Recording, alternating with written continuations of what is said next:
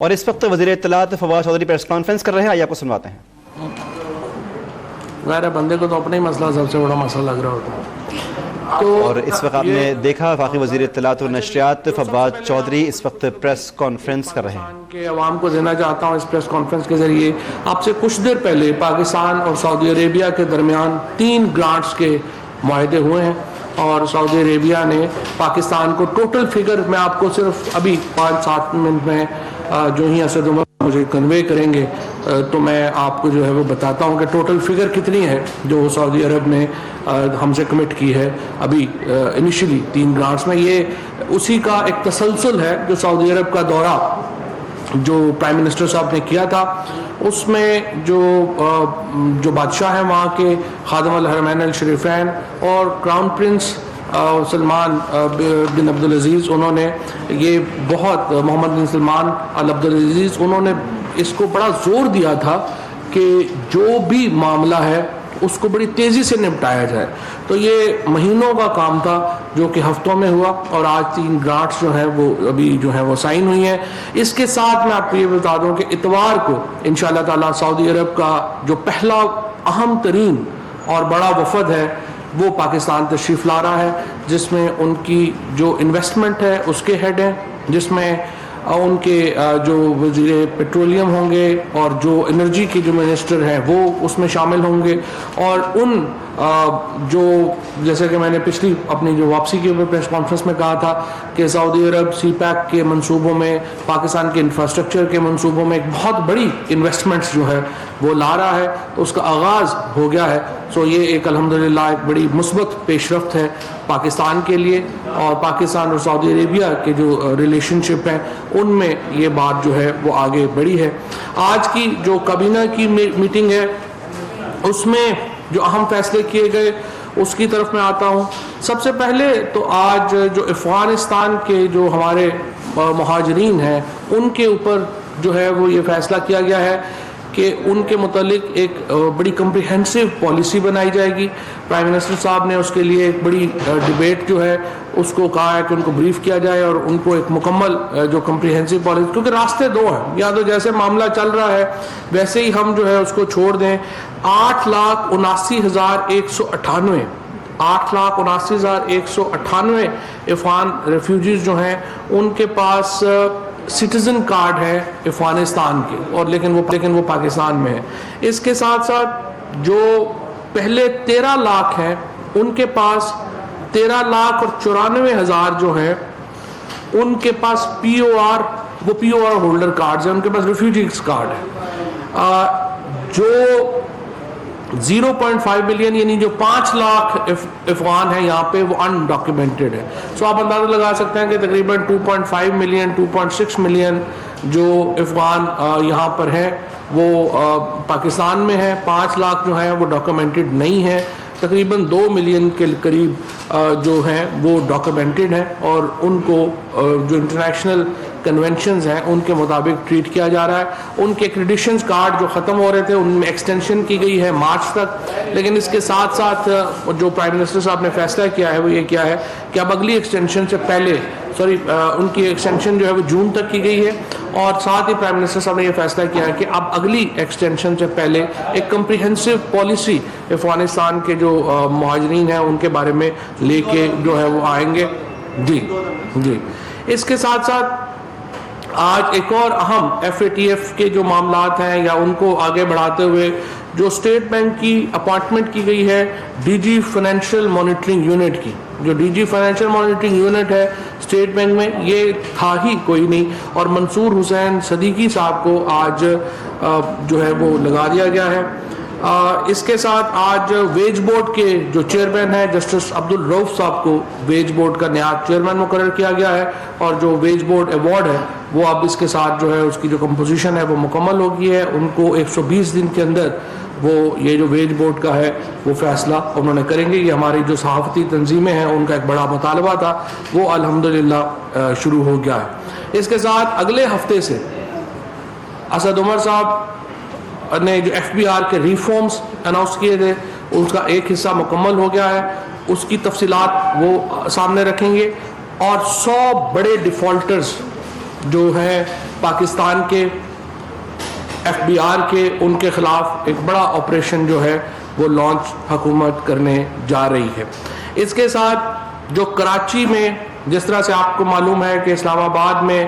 7,000 کنال سے زیادہ جگہ واگزار کرائی گئی ہے, انکروچمنٹ کو ختم کرایا گیا, اس کے اوپر اربہ روپے کی زمین ہے جو یہاں پر واگزار کرائی گئی ہے. اب یہ آپریشن کراچی کی طرف بڑھے گا, اور کراچی میں جو کراچی کی ایک انفراسٹرکچر ایک کمپنی تھی جو فیڈرل گورنمنٹ کی کمپنی ہے جو ڈیفنکٹ پڑی ہوئی ہے, اس کا کوئی اس وقت کام نہیں ہو رہا. سو اینٹی انکروچمنٹ ڈرائیو, وہاں پہ KPT کی ایک بہت بڑی زمینیں ہیں, ریلوے کی بہت بڑی زمینیں ہیں, ان کے اوپر اینٹی انکروچمنٹ ڈرائیو آ رہی ہے. اور اس کے ساتھ انفراسٹرکچر ڈیولپمنٹ کی جو کمپنی ہے اس کو پورا ریڈو کیا گیا ہے, اس کو افیکٹو کیا جا رہا ہے. اور یہ دونوں پھر انفراسٹرکچر ڈیولپمنٹ کراچی میں لے کر کے آئیں گے, اور اینٹی کرپشن کیونکہ فیڈرل گورنمنٹ نے جیسا کہ آپ کو معلوم ہے اون کیا ہے کہ کراچی جو ہے اس کو ہم نے آگے لے کے چلنا ہے اور اس کو جو ہے وہ ہم نے آگے بڑھانا ہے. اسی طریقے سے جو ہم نے فیصلہ کیا ہے آج رائٹ ٹو انفارمیشن ایکٹ کے اوپر جو ہے اس کو جو فیڈرل لا ہے اس کو مضبوط کرنے کی ضرورت ہے. جس طرح سے آپ کو معلوم ہے کہ جو ہم نے یہاں پہ دیکھا کہ رائٹ آف انفارمیشن جو ہے وہ لنکڈ ہے حکومت کی پالیسی کے ساتھ. اگر رائٹ ٹو انفارمیشن ہوگا, ٹرانسپیرنسی ہوگی, تو پھر جمہوریت کا اصل جو فائدہ ہے. اور جرنلسٹ جو ہیں ان کا جو صحافی ہیں ان کو یہ فیسیلیٹیٹ کرنا کہ معلومات کی رسائی ان تک ہو, یہ سب سے اہم حصہ ہے جمہوریت کا. ہم نے دیکھا ہے کہ خیبر پختونخوا کا جو قانون ہے وہ بہت مضبوط ہے اس زمن میں, وفاق کا جو قانون ہے وہ کمزور ہے. ہم نے اس کو تگڑا کرنا ہے, اور رائٹ ٹو انفارمیشن کے جو وہاں پہ لگانے ہیں, لوگ لگانے ہیں, ان کو وہاں پہ لگایا جائے گا. اس کے ساتھ فاٹا اور پاٹا دو جو ہمارے ٹرائبل فیڈرل ٹرائبل ایریا تھا, پروونشل ٹرائبل ایریا تھا, یہاں پر آپ کو معلوم ہے کہ ایک مخصوص سسٹمز چل رہے تھے, پاکستانی قوانین وہاں پہ اپلائی نہیں ہوتے, اور پاکستانی قوانین جو ہیں ان کی اپلیکیشن کو, یہ جو ٹیکس کے جو قوانین ہیں ہمارے, ان کو 5 سال کے لیے مزید وہاں پہ روک دیا گیا ہے. اور جو اس وقت ایک ٹیکس ایگزمپشنز حاصل تھیں فاٹا کو اور پروونشل ایڈمنسٹریٹو ٹرائبل ایریاز کو, وہ ان کو حاصل رہیں گی. نان کسٹم پیڈ گاڑیاں جیسے آپ کو معلوم ہے فاٹا میں الاؤ ہے, تو ان کو 5 سال تک جو ہے وہ کہا گیا ہے. جون 30 2023 تک یہ جو نان کسٹم گاڑیاں ہیں وہ استعمال کر سکیں گے. اس کے بعد جون 30 2023 کے بعد فاٹا میں نان کسٹم گاڑیاں جو ہیں وہ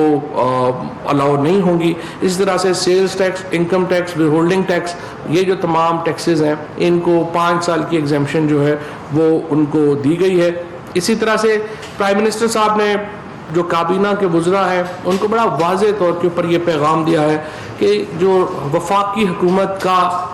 جو نیریٹو ہے وہ یہ ہے کہ غریب آدمی کو بچانا ہے, اور امیر لوگ جو ہیں ان کو اپنے حصے کا جو شیئر ہے سوسائٹی کو وہ دینا پڑے گا. اور اس کے لیے انہوں نے وزراء پہ یہ بھی زور دیا ہے کہ نہ صرف یہ کہ وہ اپنے محکموں میں سفارش کے اوپر بھرتیاں نہ کریں, بلکہ وہ کسی کی غلط سفارشات بھی آگے دوسرے محکموں میں بھی نہ کریں. اور پرائم منسٹر کو بھی جو ہے کسی قسم کی کوئی اس طرح کی سفارشات جو ہے وہ نہیں آنی چاہیے, تاکہ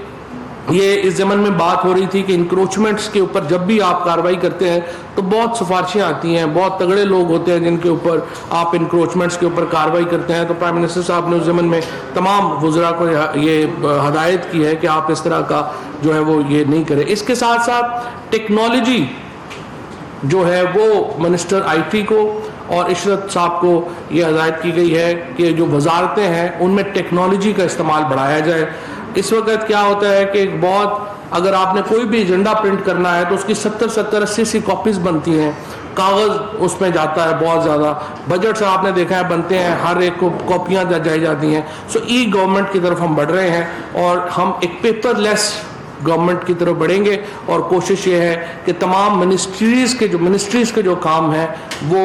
ہم شفٹ کر سکیں اپنے الیکٹرانک ای گورنمنٹ کے اوپر, ای میلز کے اوپر, اور دوسرے جو ہمارے الیکٹرانک کمیونیکیشن ہے اس کے اوپر شفٹ کر سکیں. اور اس کے لیے ایک سیکیور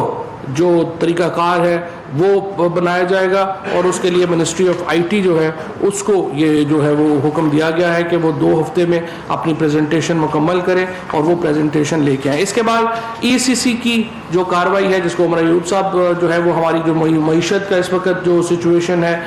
اس کے اوپر جو آج ای سی سی نے فیصلے کیے ہیں اور اس کے حوالے سے جو آگے بڑھے ہیں وہ میں عمر ایوب صاحب سے ریکویسٹ کروں گا. ٹورزم کے اوپر جو ہے وہ ایکشن فورس ٹاسک فورس بنائی گئی ہے اور اس کی پرائم منسٹر صاحب جو ہے وہ سربراہی کریں گے اور بہت وائبرنٹ ٹورزم پالیسی انشاءاللہ تعالیٰ پاکستان تحریک انصاف کی حکومت لے کے آئے گی. اور اس میں ہمارا جو بیچز ہیں ہماری گوادر میں جو ہماری کراچی میں ان بیچز کو جو ہے جو ساحلی علاقے ہیں ان کو ڈیولپ کرنے کا پلان بھی شامل ہے. اس کے ساتھ ساتھ جو نارتھ کے علاقے ہیں ان کو بھی ڈیولپ کرنے کا ایک بھرپور اور بڑا پروگرام شامل ہے. ابھی عمر صاحب اکانومی کے اوپر اگر آپ بتا سکیں. بہت شکریہ جی. بسم اللہ الرحمن الرحیم. فواد چودھری صاحب آپ کا یہاں پہ خواتین و حضرات جو ہمارے ساتھی بیٹھے ہیں سب کو السلام علیکم.